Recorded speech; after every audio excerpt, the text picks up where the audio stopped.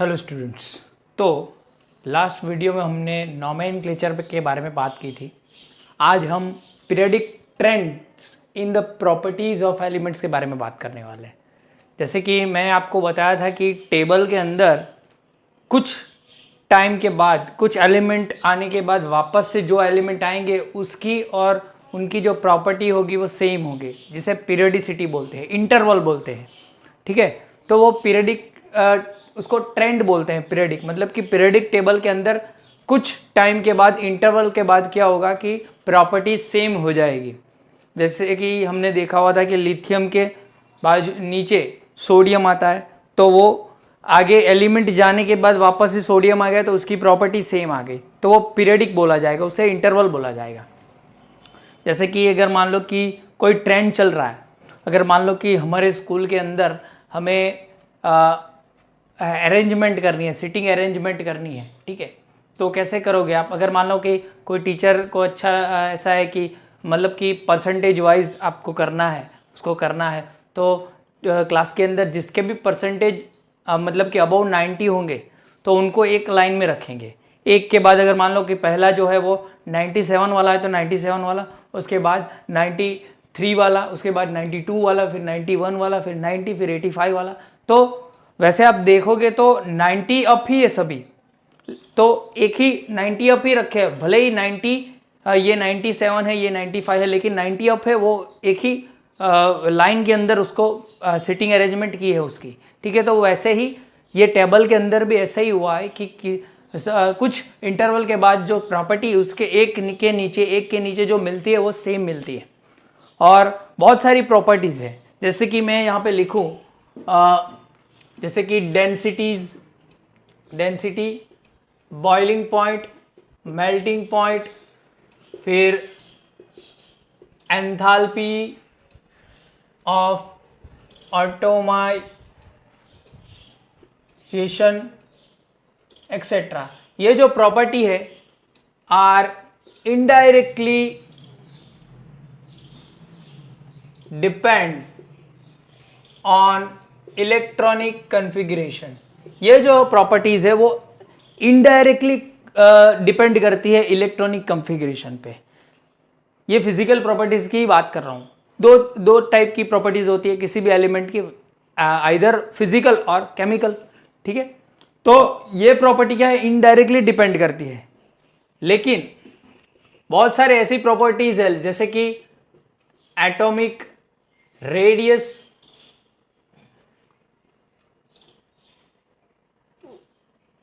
Ionisation enthalpy,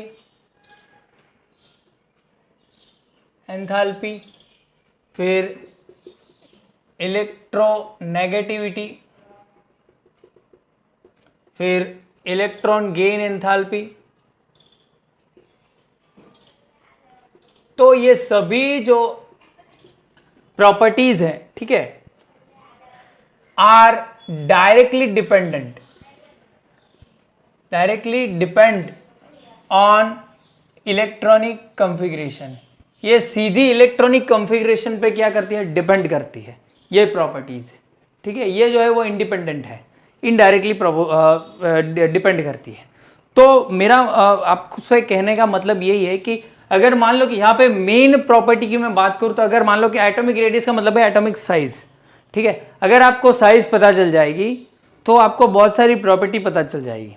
ये atomic radius जो है वो एक ऐसी प्रॉपर्टी है, या एटॉमिक साइज जो है वो एक ऐसी प्रॉपर्टी है जिसके डिपेंड मतलब कि अगर ये समझ में आ जाएगी तो बहुत सारी प्रॉपर्टी ये है आपको समझ में आ जाएगी। अगर मैं यहाँ पे बोलूँ ये समझ में आ जाएगी, ये समझ में आ जाएगी, ये समझ में आ जाएगी, अगर आपको ये क्लैरिफिकेशन इसका हो गया तो समझ में आया। ठीक है, ट्रेंड्स देखने से पहले प्रॉपर्टीज क्या है, एटॉमिक रेडियस का मतलब क्या है, वो हम यहाँ पे देखने वाले हैं। ठीक है, तो फर्स्ट यहाँ पे हम ब्रेक डाउन करेंगे एटॉमिक रेडियस का। अगर आपने जूनियर क्लासेस का मतलब है कि 10th, इसके पहले वाला 10th आपने पढ़ा होगा कि कोई मानो कि एटम है, ठीक है, और वो स्फेरिकल, इसको हमने ले लिया था। स्ट्रक्चर ऑफ एटम ने हमने जो बहुत सारी डिस्कवरीज की थी, सभी ने, तो एज अ स्फेरिकल इसे मान लिया था। इसका मतलब है कि यहाँ पे इलेक्ट्रॉन घूमता होगा, ठीक है, यहाँ पे मान लो कि लास्ट इलेक्ट्रॉन घूम रहा है, वैलेंस इलेक्ट्रॉन, तो इस एरिया को शेल बोल दिया, ठीक है। तो ये न्यूक्लियस से लेके यहाँ तक का जो डिस्टेंस होगा उसको क्या बोलेंगे हम, एटॉमिक रेडियस बोलेंगे। तो यहाँ पे मैं जनरल डेफिनेशन लिख सकता हूं कि the distance between the valence electron and the nucleus is called as atomic radius. ये जनरल चीज थी, मतलब कि 10th तक ये चल रही थी, लेकिन अब आगे ये अभी नहीं चलेगी। क्यों नहीं चलेगी? तो इलेक्ट्रॉन जो है वो इलेक्ट्रोमैग्नेटिक वेव है, बोला है प्लैंक ने, ठीक है, कि इलेक्ट्रॉन क्या है, इलेक्ट्रोमैग्नेटिक वेव है, ठीक है। तो वेव तो फिर कहीं भी घूम सकती है, तो फिर बाउंड्री कैसे होगी, डिफाइन नहीं हो सकती बाउंड्री। अगर ये पार्टिकल होता तो डिफाइन हो सकती है, लेकिन ये तो वेव है, वेव तो कहीं भी घूम सकती है, तो ये डिफाइन नहीं है। जब atom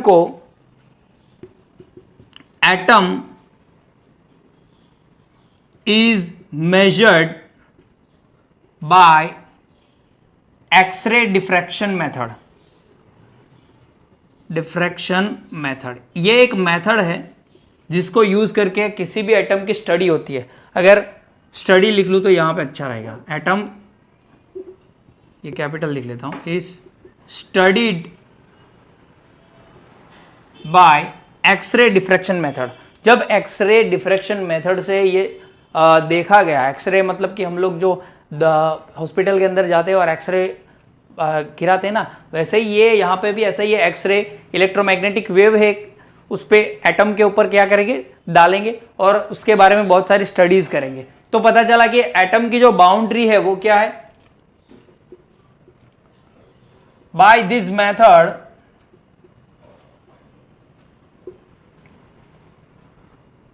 a conclusion is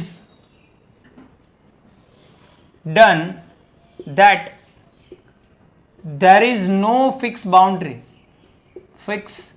boundaries of an atom। कोई एटम की कोई फिक्स बाउंड्री नहीं होती, मतलब कि एटम की कोई फिक्स बाउंड्री है ही नहीं, ये फिक्स ही बाउंड्रीज ही नहीं फिक्स है, तो फिर कैसे रेडियस फाइंड करोगे, रेडियस फाइंड ही नहीं कर सकते। अगर बाउंड्री फिक्स नहीं है तो आप क्या कर सकते हो, रेडियस फाइंड ही नहीं कर सकते हो। So we can't measure atomic radius, ये शॉर्ट फॉर्म में लिख रहा हूं, atomic radius in an single isolated atom. अगर एक सिंगल एटम होगा तो उसके अंदर हम एटॉमिक रेडियस फाइंड ही नहीं कर सकते, ठीक है। तो सब लोगों ने जुगाड़ लगाया कि कैसे करेंगे, तो बहुत सारे इफोर्टिव, ठीक है, बहुत सारे साइंटिस्ट लोगों ने क्या किया, मीटिंग की, उसके बाद मतलब कि बहुत सारी डिस्कवरीज हुई, उसके बाद ये कंक्लूजन में आया कि एटॉमिक रेडियस को अगर हमें मेजर करना हो, because this is very important property, मैंने बोला ना ये सभी प्रॉपर्टी इस पर डिपेंड करती है, तो इसको जो एटॉमिक साइज को तो हमको करना ही करना है, ठीक है, मेजर करना ही करना है। तो इसको पता चला कि इसको क्या करेंगे, बॉन्डेड स्टेट में करेंगे। क्यों? क्योंकि आपको मालूम है कि आगे भी हमने देखा हुआ है कि एटॉम साइज की मैं बात करूं तो नियरली 1.2 एंगस्ट्रॉम की होती है, मतलब कि 1.2 इंटू 10⁻⁻10 मीटर, ये हमने स्ट्रक्चर ऑफ एटम में देखा हुआ है, ठीक है। और एटॉमिक न्यूक्लियस की बात करूं, एटम न्यूक्लियस की बात करूं तो ये होता है 10⁻⁻15 मीटर का। अब इतना सा एटम है, इतना छोटा एटम है, तो बाउंड्री तो उससे भी बहुत, मतलब कि न्यूक्लियस तो उससे भी छोटा है। जैसे कि क्रिकेट ग्राउंड के अंदर बड़ा सा ग्राउंड होता है और बीच में जो पिच होती है उसकी जो साइज होती है उससे ग्राउंड की साइज बहुत ही बड़ी होती है, वैसे ही एटम की जो बाउंड्रीज है उसकी जो साइज है उससे न्यूक्लियस जो है बहुत ही छोटा होता है, न्यूक्लियस से बहुत ही साइज बड़ी होती है एटम की, ठीक है। तो वो मेजर करना हो तो इम्पॉसिबल, फिर भी न्यूक्लियस के अंदर की रेडियस फाइंड करनी है वैसे भी, तो वो तो उसका आधा हो गया, ठीक है। तो ये इम्पॉसिबल था। तो एटॉमिक रेडियस कैसे फाइंड करते हैं? पता चला कि atomic radius measurement then taken in bonded state, bonded state में लेना पड़ेगा। ऐसे साइंटिस्ट लोगों ने बोला कि एटॉमिक रेडियस जो है वो बॉन्डेड स्टेट के अंदर लेना पड़ेगा। इसका मतलब क्या है? अब बॉन्डेड मतलब कि दो एटम से क्या बनेगा? मॉलिक्यूल बनेगा। मॉलिक्यूल स्टेट में आप लोगे, फिर उसका एटॉमिक रेडियस में आप मेजर करोगे। कैसे करोगे अभी बताता हूं, ठीक है। तो बॉन्डेड स्टेट में मतलब कि बॉन्ड होगा कुछ ना कुछ, ठीक है। तो because of bonded state there are three mainly radius, तीन मेनली रेडियस है। First is covalent radius, covalent radius. Covalent radius का मतलब क्या है? कोवेलेंट रेडियस का मतलब क्या है मैं यहां पे बताता हूं।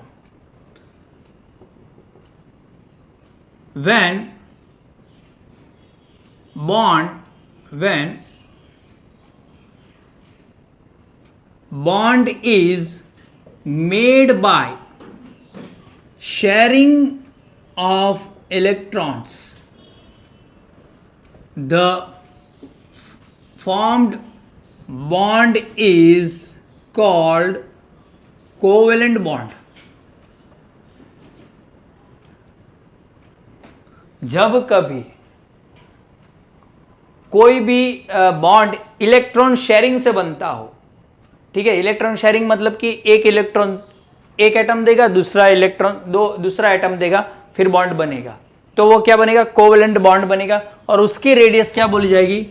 And the radius is called covalent radius, ठीक है। ये कोवेलेंट रेडियस बोली जाएगी। वो बॉन्ड की रेडियस क्या होगी? कोवेलेंट रेडियस होगी, ठीक है। समझ में आ गया?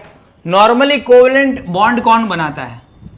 All non metals form covalent bond. सभी जो नॉन मेटल्स हैं, नॉन मेटल्स जो हमने आगे देखे हैं, नॉन मेटल्स पी ब्लॉक के अंदर नॉन मेटल्स है ना, तो सभी जो नॉन मेटल्स हैं वो सभी क्या करते हैं? कोवेलेंट बॉन्ड बनाते हैं, ठीक है। क्या बनाते हैं? Covalent bond. तो एग्जाम्पल के तौर पे यहां पे मैं बता दूं H2, N2, O2, Cl2, फिर HCl, ठीक है, एक्सेट्रा। ये सभी जो है वो कोवेलेंट बॉन्ड से बने हुए हैं। ये H2 हाइड्रोजन भी नॉन मेटल है, नाइट्रोजन भी है, O2 भी है। आगे अगर लिखना हो तो लिख सकते हो F2, ठीक है। फिर आगे आप लिख सकते हो तो HBr, बहुत सारे होते हैं लेकिन यहाँ पे इतने चलेंगे, ठीक है। तो ये सभी नॉन मेटल है और कोवेलेंट बॉन्ड से बने हुए हैं। तो इन्हीं के अंदर कोवेलेंट रेडियस कैसे फाइंड करोगे? तो अगर मान लो यहाँ पे उन्होंने बोला कि एक काम करो, एक हाइड्रोजन को तो हम बहुत ही छोटा है तो इसको मेजर नहीं कर सकते, तो H2 बना दो, क्योंकि नॉर्मली H2 में ही होता है। हाइड्रोजन एग्जिस्ट कैसे करता है? H2 गैस में ही करता है। तो यहाँ पे क्या होगा? मैं यहाँ पे बना देता हूँ। ये हाइड्रोजन होगा और दूसरा हाइड्रोजन ऐसे है, उसको सॉरी, ये पहला हाइड्रोजन और दूसरा हाइड्रोजन जो है उसमें थोड़ा ओवरलैप कर जाएगा, ओवरलैप होगा। कोवेलेंट रेडियस के अंदर ओवरलैपिंग होती है, ठीक है। ये सारी चीजें हम चैप्टर नंबर 4 में पढ़ेंगे, ठीक है। यहां पे मैं लिख लेता हूं ओवरलैपिंग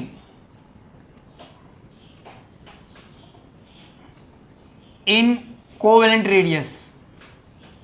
मैंने ये पॉइंट क्यों लिखवाया? क्योंकि बहुत ही जरूरत है इस पॉइंट की, ठीक है। मैं बताता हूं क्यों। ओवरलैपिंग मतलब एक के अंदर एक मिक्स हो जाना, ठीक है, एक के अंदर एक मिक्स हो जाना। आप ये नहीं गया, लेकिन अगर ये जो है वो ओवरलैपिंग नहीं बोली जाएगी। अगर ऐसे मैं करूंगा तो ये ओवरलैपिंग होगी, क्योंकि ये ओवरलैप हो गया। समझ में आ रहा है ना? ऐसे नहीं हुई ओवरलैपिंग, इस एक के अंदर एक घुस जाएगा तो वो ओवरलैपिंग हो जाएगी, ठीक है। तो कोवेलेंट बॉन्ड के अंदर ओवरलैपिंग होती है ओवरलैपिंग ऐसे शो होती है, ठीक है। ये न्यूक्लियस है, ये हाइड्रोजन का, और ये हाइड्रोजन का न्यूक्लियस है, ठीक है। दोनों के बीच, ये दोनों के बीच का डिस्टेंस जो है वो फाइंड करेगा, जिसे डी बोल सकते हो आप, डी, ठीक है। इसको डी को बॉन्ड लेंथ भी बोलते हैं, बॉन्ड लेंथ। क्या बोलते हैं? Bond length. पूरे बॉन्ड की जो लेंथ होगी इसलिए बॉन्ड लेंथ भी बोलते हैं। जब इसको मेजर किया गया, इसका मेजरमेंट आया 74 पिकोमीटर। कितना आया? 74 पिकोमीटर इसका मेजरमेंट आया, ठीक है। अब रेडियस हमको फाइंड करनी है इसकी, तो इतनी, इसकी आधी करेंगे तो आपको रेडियस मिल जाएगी, ठीक है। तो रेडियस विच इज कौन सी है? कोवेलेंट बॉन्ड की है, तो कोवेलेंट रेडियस लिख लेते हैं। Covalent radius is equal to d/2 which is 74/2 which is कितनी हो गई? 37 पिकोमीटर। कितनी हो गई? 37 पिकोमीटर। तो ऐसे आप सभी के अंदर जो है वो आप कोवेलेंट रेडियस फाइंड कर सकते हो, क्योंकि वो कोवेलेंट बॉन्ड से बनी हुई है, इसीलिए उसको कोवेलेंट रेडियस बोला जाता है, ठीक है। बॉन्ड जो भी होगा उसे वही नाम की रेडियस बोली जाएगी, क्योंकि आधा होगा ना, आधी, ठीक है। तो इसकी डेफिनेशन लिखना हो तो हम कैसे लिखेंगे? देख लो, the half of the distance between two same non-metals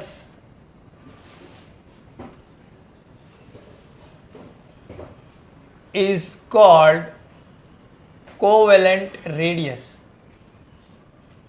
half distance है between two same non-metals, रुको यहाँ पे, between the nucleus of two same non metals, यहां पे लिख लेता हूं मैं, same non metals is called covalent radius, ठीक है। टू सेम क्यों लिखा? इसमें भी बहुत ही मतलब कि डेप्थ है। अगर सेम नहीं होगा तो ओवरलैपिंग अलग हो सकती है, इसीलिए, क्योंकि इलेक्ट्रोनेगेटिविटी पे डिपेंड करता है। ये आगे बताऊंगा मैं ये चीज, ठीक है। तो सेम एलिमेंट ही होना चाहिए, H2N2O2 ही होना चाहिए, ठीक है। अगर आप यहाँ पे HCl भी लिख लेते हैं, HCl भी आ सकता है यहाँ पे, HCl एक्सेट्रा, ठीक है, ये भी आ सकता है। तो ये इन दोनों, ये जो फाइंड करना है, ये डिफरेंट एटम्स है ना, ये H और ये Cl है, तो इसको अभी जाने दो। ये जो सेम एलिमेंट है उसकी मैं यहाँ पे बात कर रहा हूँ, समझ में आया? नॉन मेटल्स ही, सिर्फ नॉन मेटल ही क्या करेंगे? कोवेलेंट रेडियस बनाएंगे by sharing of electron. The bond formed by sharing of electron is called as covalent bond. ये आपने स्टैंडर्ड 10th के अंदर चैप्टर नंबर 5 के अंदर भी पढ़ा होगा कि कार्बन का पूरा चैप्टर है। तो कार्बन क्या करता है? वो नॉन मेटल है तो कोवेलेंट बॉन्ड बनाता है बाय शेयरिंग ऑफ इलेक्ट्रॉन, ठीक है। और नॉन मेटल सभी जो आप जब आप पी ब्लॉक में आपको बताया था, वो पी ब्लॉक के मेटालॉइड से उस साइड के जो भी है, नोबल गैसेस की मैं बात नहीं कर रहा हूं, उस साइड के जो भी हैं वो क्या करेंगे? सभी इलेक्ट्रॉन शेयरिंग से कोवेलेंट बॉन्ड बनाएंगे, ठीक है, क्लियर। तो ये पहली रेडियस हो गई कोवेलेंट रेडियस, इसको नोट करो, फिर आगे चलते।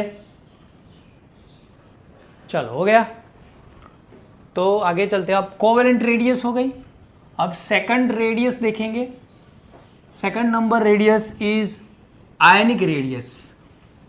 नाउ आयनिक बॉन्ड कैसे बनता है?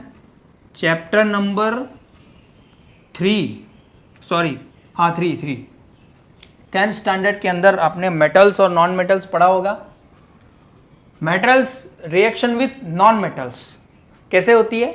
With donation of electron and acceptance of electron. तो वो जो बनता है वो क्या होता है? आयनिक बॉन्ड होता है। तो आयनिक बॉन्ड से बनता है आयनिक रेडियस। तो सेकंड है आयनिक रेडियस। क्या है? Ionic radius. आयनिक रेडियस कैसे बनती है? तो फर्स्ट बॉन्ड लिख लेते हैं। बॉन्ड फॉर्म्ड बाय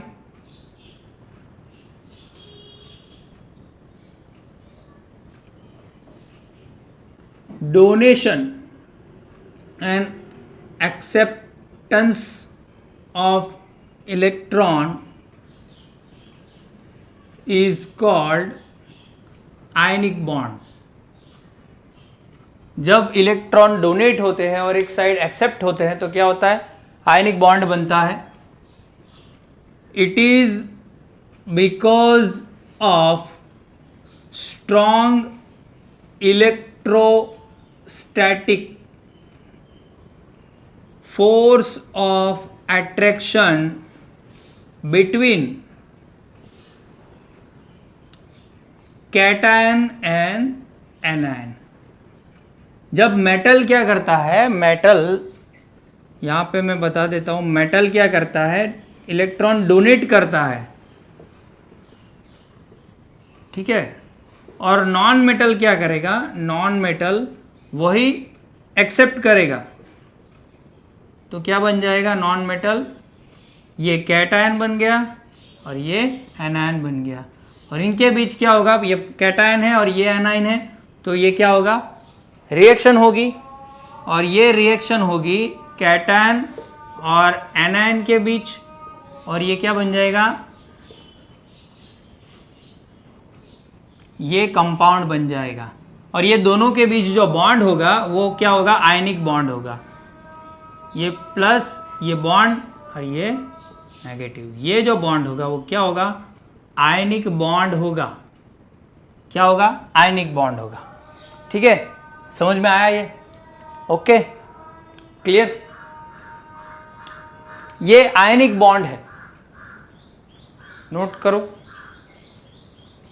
ओके, यहां पे ऑलवेज याद रखना कि कैटायन जो है वो बहुत ही छोटा होता है और एनायन जो है उसकी रेडियस बहुत ही बड़ी होती है। ठीक है, कैटायन साइज में ऑलवेज छोटा होगा और एनायन मतलब कि बड़ा होगा साइज के अंदर। ठीक है, इंटरमोलिकुलर फोर्स क्या होगा, इन दोनों के न्यूक्लियस के बीच का, यहाँ पे मैं नेगेटिव यहाँ पे लिख लेता हूँ, कैटायन और ये एनायन, ये न्यूक्लियस, तो इन दोनों के बीच जो भी होगा वो ये होगा। ठीक है, जैसे कि मान लो कि यहाँ पे मैं Na+ दे रहा हूँ जिसकी जो एटॉमिक रेडियस है वो है 95 पिकोमीटर, और Cl- की जो है वो है 181 पिकोमीटर। तो इन दोनों को आप प्लस कर दीजिएगा तो आपको क्या मिल जाएगा, आयनिक रेडियस मिल जाएगी 95 पिकोमीटर प्लस 181 पिकोमीटर। ठीक है, तो कितनी होगी, 6।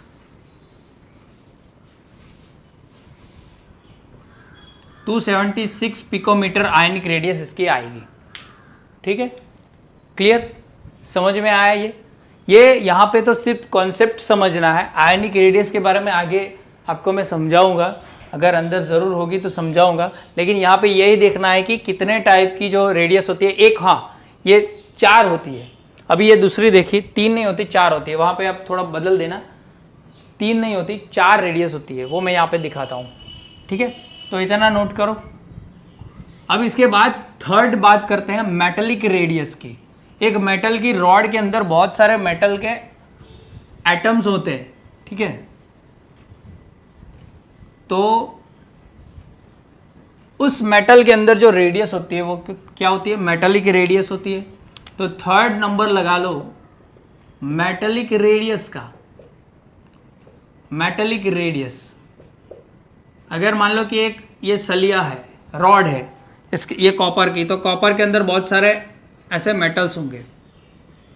ठीक है, ऐसे मेटल्स होंगे, एटम्स होंगे कॉपर के, ये कॉपर ये कॉपर, तो एक दोनों के बीच कुछ ना कुछ बॉन्ड होगा जिसे मेटल बॉन्ड बोलते हैं। यहाँ से यहाँ तक अगर मान लो कि ये जो है वो क्या है, मेटलिक बॉन्ड है। क्या है, मेटलिक बॉन्ड। ठीक है, the bond present in the metal atoms is called metallic bond. ठीक है, ये डेफिनेशन मैंने लिख ली।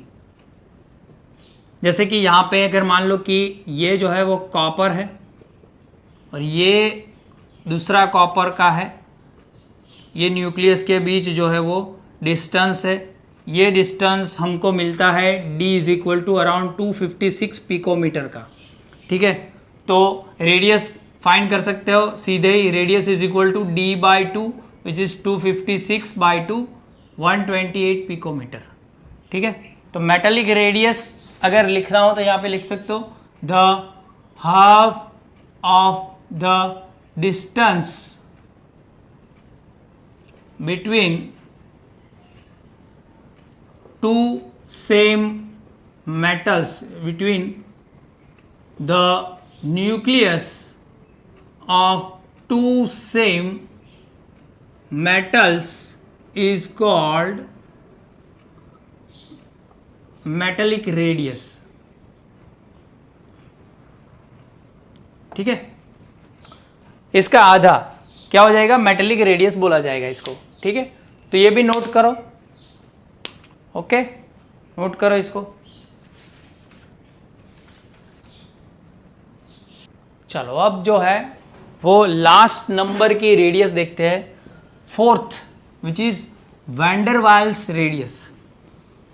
अब ये क्या है, तो मैंने आपको ग्रुप 18 के बारे में बोला था, पी ब्लॉक के अंदर which is non reactive gases, ठीक है, वैंडर वाल रेडियस। इसका दूसरा नाम जो आपने 9th स्टैंडर्ड के अंदर पढ़ा हुआ होगा और 10th स्टैंडर्ड के अंदर पढ़ा होगा, इसे बोलते हैं inter molecular force of attraction. जो मोलिक्यूल्स के अंदर लगता है, किसी भी मैटर का जो मोलिक्यूल होता है, ठीक है, it decides whether the substance is solid, liquid or gas। ये इंटरमोलिकुलर फोर्स डिसाइड करता है कि कोई सब्सटेंस सॉलिड है, लिक्विड है कि गैसेस है। कैसे, सॉलिड के अंदर पार्टिकल ऐसे इंटरमोलिकुलर फोर्स ज़्यादा होता है तो ये सॉलिड हम बोलते थे, ठीक है। 9th के अंदर थोड़े थोड़े दूर होंगे, इंटरमोलिकुलर फोर्स कम होगा तो ये लिक्विड, और बहुत ही दूर होंगे तो ये गैस। तो इन दोनों के बीच जो बॉन्ड होगा, कुछ ना कुछ बॉन्ड होगा, वो क्या होगा, इंटरमोलिकुलर फोर्स ऑफ अट्रैक्शन, मतलब कि वैन डर वाल्स फोर्स होगा, ठीक है। तो यहाँ पे लिखना हो तो आप लिख सकते हो, ज़रूरत नहीं है लेकिन। तो ये कहाँ पे देखा जाएगा, this van der Waals force is present when we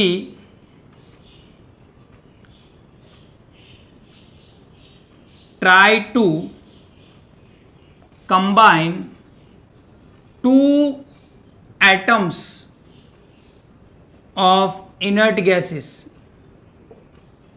अब ग्रुप 18 जो है, यहाँ पे ग्रुप 18 मैं लिख लेता हूं, हीना, नीना और करीना की जेरोक्स कॉपी रीना। तो ये जो है ओजी, लास्ट में ऑरेंज लिखना हो तो भी लिख सकते हो। तो ये नोबल गैसेस है, ग्रुप 18, इसको इनर्ट गैसेस भी बोलते हैं। इनर्ट गैसेस किसी के साथ रिएक्शन नहीं करते, इसीलिए ये एटॉमिक फॉर्म के अंदर, डायटॉमिक फॉर्म के अंदर तो वो रहते हैं, लेकिन ये सिंगल एटॉमिक फॉर्म के अंदर ही रहते हैं। तो मानो कि एक हीलियम का एटम है ये, और दूसरे हीलियम के एटम को मैं बाजू में लेके आऊँगा, ठीक है। तो कुछ ना कुछ क्या होगा, इंटरमोलिकुलर फोर्स थोड़ा उनको बीच में लाएगा, मतलब कि एक दूसरे को पकड़ के रखेगा, और इन दोनों के बीच जो है वो बॉन्ड कौन सा बनेगा, वैन डर वाल्स बॉन्ड बनेगा, वैन डर वाल्स। क्यों, क्योंकि इन ये सभी के बीच भी क्या है, वैन डर वाल्स बॉन्ड ही है, वो उसके अंदर कोई पॉजिटिव या नेगेटिव ऐसा कुछ है नहीं, है ना। तो इनके बीच भी कुछ पॉजिटिव नेगेटिव कुछ है नहीं ऐसा, ठीक है। तो वैन डर वाल्स बॉन्ड बनेगा अराउंड इनके बीच जो भी होगा, ठीक है, ये पूरा डिस्टेंस होगा और रेडियस जो है वो वान डेर वाल्स रेडियस होगी d/2, सेम ही होगा ये, ठीक है। मतलब जो भी बॉन्ड बनेगा उसका आधा जो भी बनेगी वो रेडियस बनेगी। समझ में आया? क्लियर हुआ इतना कि इनर्ट गैसेस के अंदर ही वान डेर वाल्स फोर्स या वान डेर वाल्स रेडियस पाई जाती है। समझ में आ गया? नॉन मेटल्स के अंदर कोवेलेंट रेडियस, मेटल्स के अंदर आयनिक रेडियस, और ये जो है वो इनर्ट मतलब कि वान डेर वाल्स रेडियस इनमें पाई जाएगी, क्योंकि ये किसी के साथ रिएक्शन करते नहीं है, ठीक है। तो ऐसे मान लिया कि वान डेर वाल्स रेडियस यहाँ पे ऐसे हम फाइंड कर सकते हैं। समझ में आया ये?